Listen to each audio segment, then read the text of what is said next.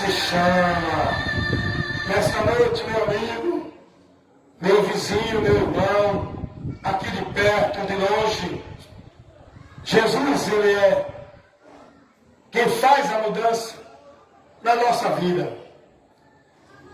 Mas a mudança principal e a mudança primordial que Jesus quer fazer na nossa vida é a mudança da situação que nós estamos hoje em relação a Deus o Pai. Ele quer mudar essa situação.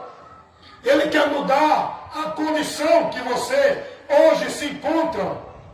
Você está hoje numa situação, a humanidade está hoje numa situação terrível, medonha, ignífera, diante de Deus, correndo um perigo eminente de partir para uma eternidade sem Deus, sem alegria, sem paz, seguindo ao juízo para sofrer a ira de Deus. A humanidade precisa ouvir isso.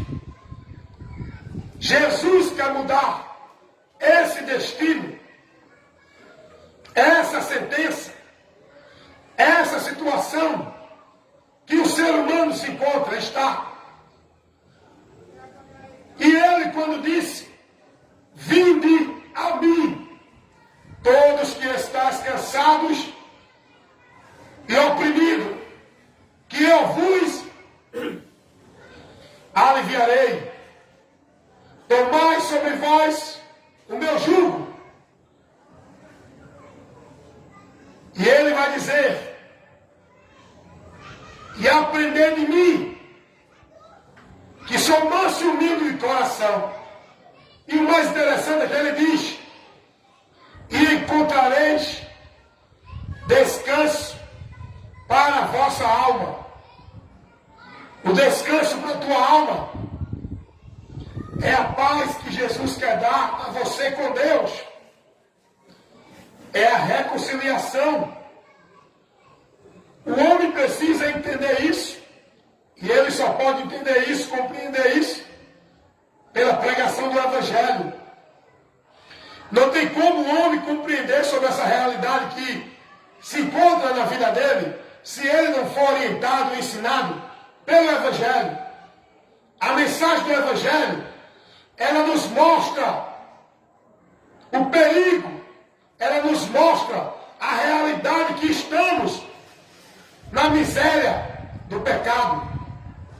Mas ao mesmo tempo, a mensagem do Evangelho, que é as boas novas, que trouxe para o homem o conhecimento por onde o homem pode sair da condição que ele se encontra, da situação. Essas boas novas mostram o socorro, a saída, a esperança, o caminho, a porta para o homem sair da situação que está. Olha o que diz a palavra de Deus. Eu acho interessante quando eu aprendo o que a palavra me ensina. Jesus, ele veio ao mundo com uma finalidade exclusiva. Ele alimentou, ele curou, ele fez milagres, ele operou maravilha na terra.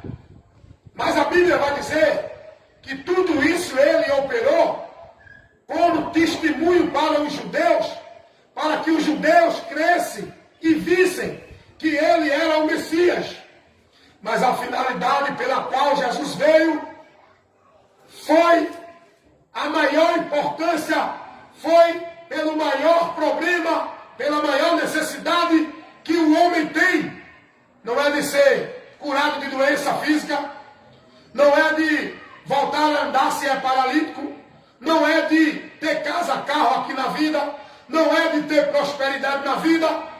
A maior necessidade do ser humano pela qual Jesus veio ao mundo para resolver essa situação é a necessidade do homem receber o perdão de Deus, ser salvo, justificado, para sair da ira, para sair da sentença que já condenou a humanidade para a eternidade sem Deus. É um assunto que não agrada, ninguém está disposto a ouvir isso, porque esse assunto leva para o homem o conhecimento da sua maior necessidade. Jesus veio ao mundo. Interessante é que teve 4 etapas importantes de Cristo para a humanidade. A primeira etapa foi: ele vinha ao mundo, pois, sendo ele Deus, ele se fez homem, e como homem, ele veio à terra, surgiu como homem para uma finalidade. O verbo que era Deus se fez carne. Para ele vir ao mundo, ele tinha que vir como homem. Ele se fez homem, porque ele é Deus. Mas ele não teve por usurpação ser igual a Deus o Pai. Tendo a essência, a natureza divina, ele tomou a forma humana. Primeira etapa, ele veio ao mundo e se fez carne. Segunda etapa, ele teve que morrer. Como homem, ele teve que morrer. Para quê? Para ser o sacrifício pelo qual ia ser oferecido a Deus, para que o homem pecador tivesse um meio de justificação para a remissão dos seus pecados, através do sacrifício de Cristo, a morte vicária. O castigo que nos traz a paz estava sobre ele. Foi preciso ele vir como homem, foi preciso ele morrer, porque como Deus, ele é eterno. Como Deus, ele não morre. Como Deus, ele não é matéria, ele é espírito. E ele, para morrer, tinha que se fazer homem. E ele se fez homem. E o verbo que era Deus se fez carne e habitou entre nós. E outra etapa importante, ele teve que ressuscitar. Não adiantava ele ter vindo morrer e não ressuscitar, porque morto não é esperança de ninguém. Por isso que a Bíblia vai dizer que nós cremos num Deus vivo. Por quê? Um Deus vivo. Porque aquele que morreu ressuscitou. E esse é o nosso Deus. Esse é o nosso Deus. Um Deus vivo. Não é um Deus morto. A quem as pessoas têm esperança. A quem as pessoas buscam proteção. Na figura humana. No homem que morre e não volta. Todos foram vencidos pela morte. Todos foram vencidos pela doença. Todos foram vencidos pelo pecado. Mas Jesus Cristo não. Como homem, ele venceu a morte. Como homem, ele venceu o pecado. Como homem, ele venceu o inferno. Como homem, ele ressurgiu ao terceiro dia, porque ele tinha que ressuscitar. O apóstolo Paulo vai dizer, irmão Mário, se Jesus não tivesse ressuscitado, a nossa fé nele seria vã, uma fé inútil, porque não adianta crer em morto. Morto primeiro, o morto não pode ouvir nem ver ninguém aqui neste mundo. É em vão fazer do morto seu protetor, é em vão fazer de um morto seu ajudador, é em vão esperar e pedir paz, rogar, suplicar a morto. Ei, clama ao Deus vivo, Jesus. Não é Paulo, não é Maria, não é João, não é Buda, não é Maomé. Jesus, só ele ressuscitou e só ele É Deus que tem o poder da onisciência, onipresença e onipotência. Ele pode ouvir todos os 8 bilhões de pessoas na terra que clamaram a Ele. Ele tem o poder para socorrer todos os 8 bilhões de pessoas na terra, porque Ele é Deus. Só que tem o atributo da onisciência, da onipotência, da onipresença, é Deus. E Jesus tem, porque Ele é Deus. Ele pode ouvir o irmão que clama a Ele lá na China, o irmão que clamar a Ele no Japão, no Brasil, na Rússia, aonde tiver um ser humano, Ele está contemplando. Ele é Deus, só Deus. Então, Ele teve que ressuscitar para dar prova da vitória dele sobre o pecado, a morte e o inferno. Ele deu prova. A ressurreição de Jesus foi a prova da vitória dele. E quem nele crê é mais que vencedor. É por isso que eu não espero em Buda, porque Buda não ressuscitou. Eu não espero em Pedro, porque Pedro não ressuscitou. Eu não espero em Maria, porque Maria não ressuscitou. Eu espero em Jesus, porque Jesus foi quem venceu o pecado, a morte e o inferno e nos deu a garantia de que nele, crendo, somos mais do que vencedores. Vamos também vencer. Então Jesus veio, morreu e ressuscitou. E o quarto assunto e o quarto evento de Jesus é a volta dele. Porque ele morreu, ressuscitou e foi assunto aos céus. E está à destra do Pai. Ele prometeu voltar. Ele ainda não voltou. E ele não vai voltar para o mundo. Ele não vem para religioso. Ele não vem para pessoas que vivem uma vida dentro do seu entendimento. Jesus vai voltar. Para quem, irmão? A vinda dele não é para o mundo. Ele vem, não é para a terra. Ele vai ficar nos altos céus. E vai chamar o seu povo. Povo esse, lavado, remido, justificado por Cristo Jesus, porque creram nele, confessaram a ele, se entregaram a ele, são devotos a ele, praticam a palavra dele, vivem crendo na palavra dele, esperam na palavra dele, pregam a palavra dele, têm a esperança nele, está aguardando ele. Ele vem, ele vem, ele vem para os que lhe esperam. Oh, aleluias! Jesus vem nesta noite, creia nisso. A sua maior necessidade é de se manter fiel a Cristo, de pé, andando, mesmo com pouca força, mas a graça de Deus nos basta. Você que está aí, meu amigo, nesta hora, se entregue a Jesus Cristo para ser livre de um perigo terrível que todos estão correndo neste mundo sem Jesus. Alguém perguntou certa vez a um pregador, dizendo assim: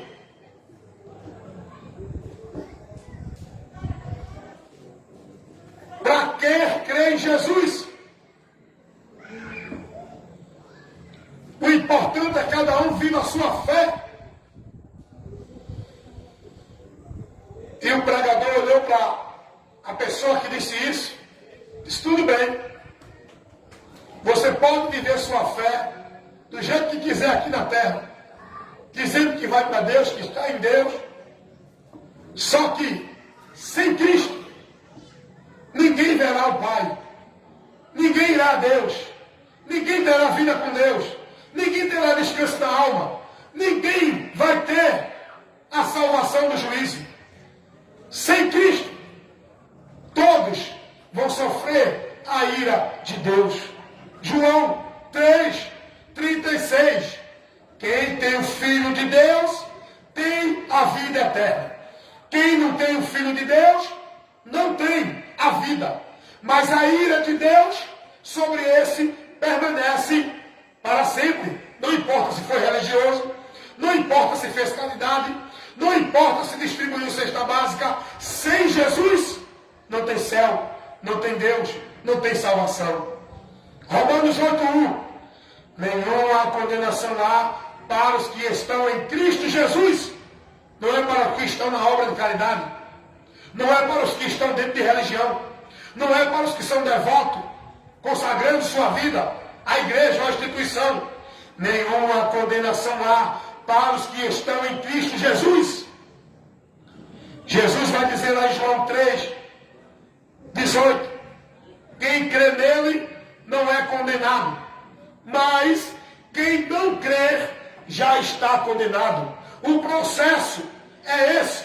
Você que aí está no mundo sem Jesus, você não vai ser, você já está seguindo ao juízo. Se você morrer sem Jesus, você segue ao juízo.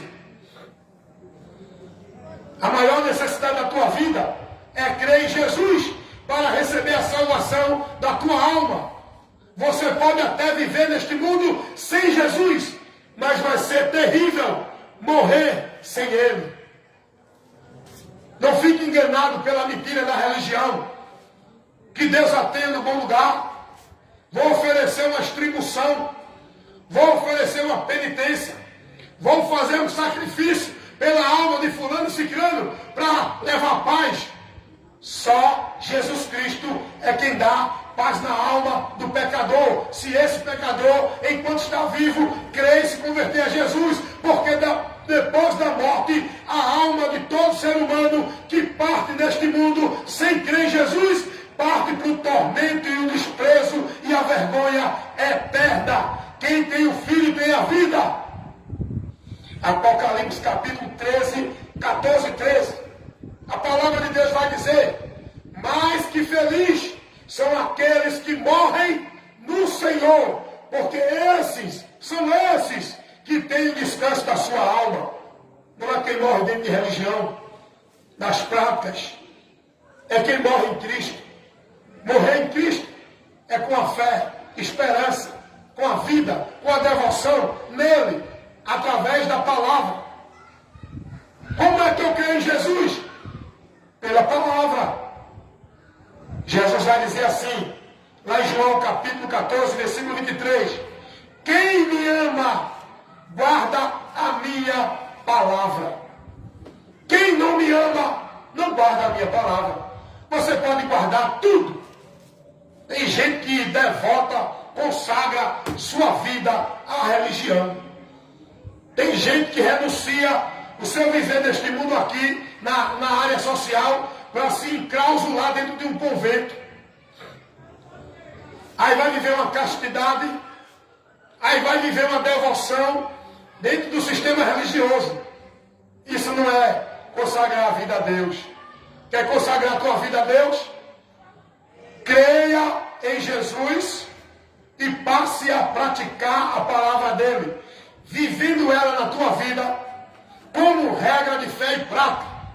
Não é dentro de ritual de formalidade, é na tua vida, no teu viver, no teu pensamento, na tua atitude, nas tuas ações, nas tuas emoções, no teu cotidiano. Vida com Deus é isso, é viver a palavra, guardando ela no meu coração, para não pecar contra Deus.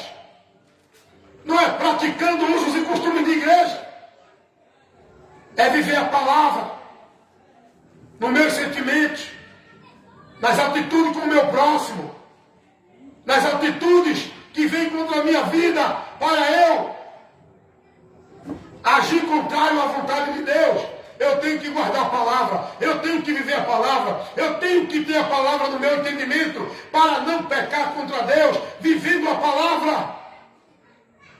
E essa palavra é a base, é a rocha, onde eu tenho a minha vida com Deus.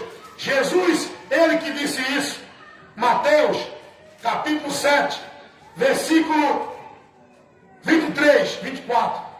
O homem prudente é aquele que ouve e pratica a palavra do Senhor.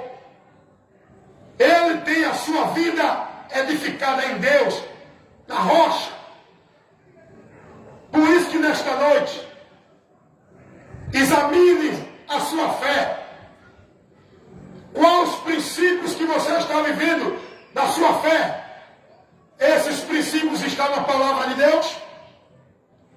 Você que está aí, mas eu não tenho religião. Salvação é para quem é religioso. Salvação é para quem não é religioso. Salvação é para quem rouba. Salvação é para quem não rouba. Salvação é para quem faz o mal. Salvação é para quem faz o bem. Porque todos precisam de salvação. Ninguém está livre da condenação. Faça o que fizer. Viva como viver. Mas está em juízo. Porque todos são pecadores, todos pecaram e estão dentro da condenação do pecado original. Só Jesus é quem pode mudar essa situação na vida do homem perdido, julgado e condenado. João 5,24, Jesus vai dizer: quem crê em mim tem a vida eterna, não entrará em condenação, mas passou da morte para a vida. Quem crê nele. Então, que nesta noite, a sua maior necessidade é de crer em Jesus.